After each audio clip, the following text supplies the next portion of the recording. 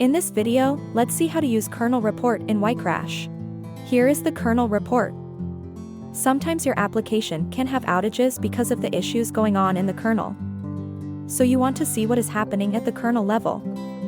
Sometimes the kernel can kill your application. See, here it is happening. The kernel has killed this Java process because of lack of memory.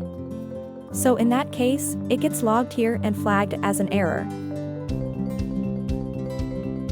So if you want to compare one device's kernel settings with another device's kernel settings, whether they are identical, you can look at them. You will see the parameters, like ABI, crypto, debug, device, file system, kernel parameters, and many more.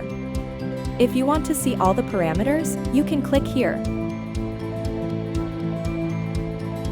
So, all the parameters are captured and given to you here.